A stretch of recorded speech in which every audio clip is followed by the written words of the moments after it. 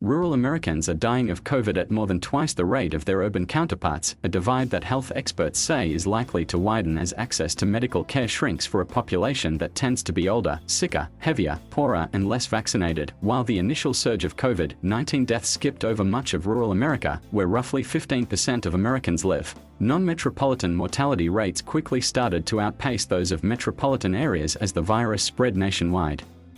Before vaccinations became available, according to data from the Rural Policy Research Institute. Since the pandemic began, about 1 in 434 rural Americans have died of COVID, compared with roughly 1 in 513 urban Americans, the institute's data shows.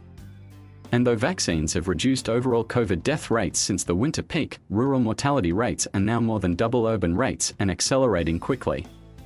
In rural northeastern Texas, Titus Regional Medical Center CEO Terry Scoggin is grappling with a 39% vaccination rate in his community.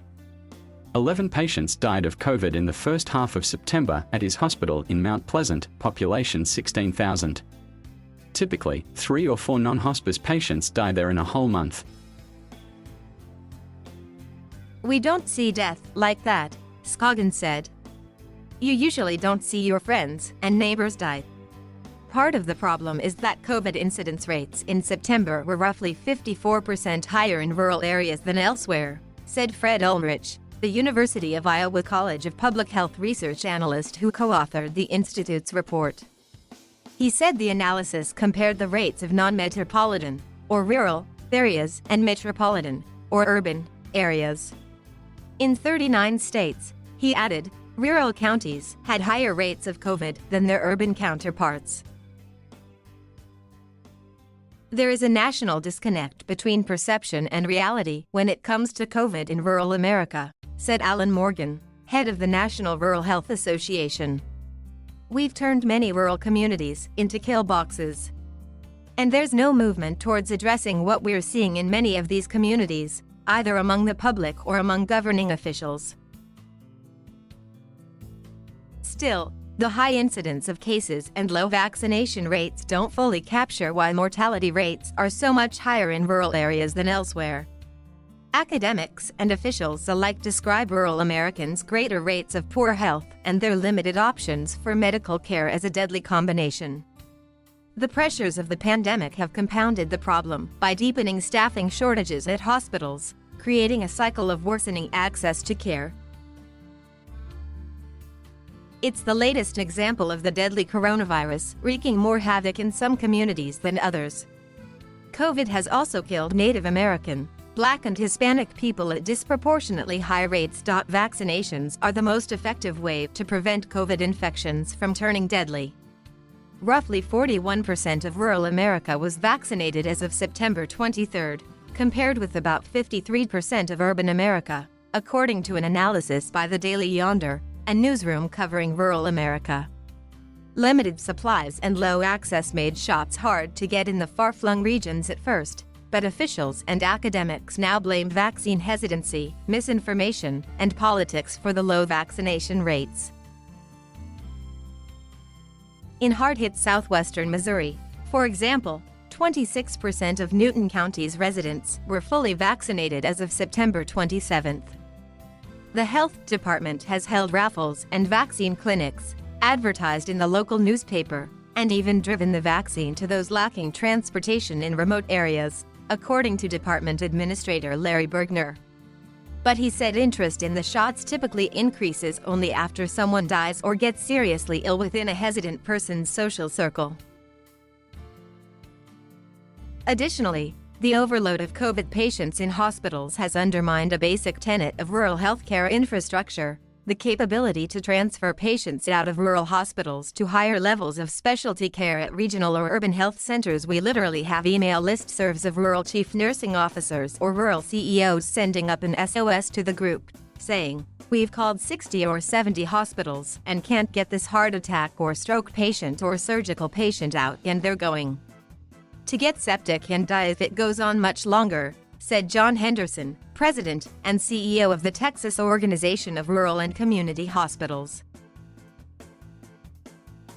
Morgan said he can't count how many people have talked to him about the transfer problem. "It's crazy. just crazy.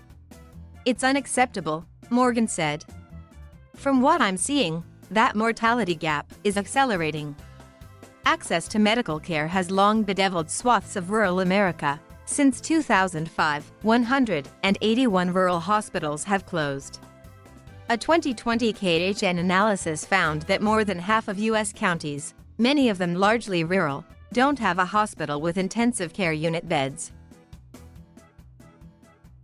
Pre-pandemic, rural Americans had 20% higher overall death rates than those who live in urban areas, due to their lower rates of insurance, higher rates of poverty, and more limited access to health care, according to 2019 data from the Centers for Disease Control and Prevention's National Center for Health Statistics. In southeastern Missouri's Ripley County, the local hospital closed in 2018. As of September 27, only 24% of residents were fully vaccinated against COVID. Due to a recent crush of cases, COVID patients are getting sent home from emergency rooms in surrounding counties if they're not severely bad, Health Department Director Tammy Cosgrove said. The nursing shortage hitting the country is particularly dire in rural areas, which have less money than large hospitals to pay the exorbitant fees travel nursing agencies are demanding. And as nursing temp agencies offer hospital staffers more cash to join their teams, many rural nurses are jumping ship. One of Scoggins' nurses told him she had to take a travel job. She could pay off all her debt in 3 months with that kind of money. And then there's the burnout of working over a year and a half through the pandemic. Audrey Snyder, the immediate past president of the Rural Nurse Organization, said she's lost count of how many nurses have told her they're quitting. Those resignations feed into a relentless cycle. As travel nurse companies attract more nurses, the nurses left behind shouldering their work become more burned out and eventually quit. While this is true at hospitals of all types, the effects in hard-to-staff rural hospitals can be especially dire. Rural health officials fear the staffing shortages could be exacerbated by healthcare vaccination mandates promised by President Joe Biden, which they say could cause a wave of resignations the hospitals cannot afford. About half of Scoggins' staff, for example, is unvaccinated.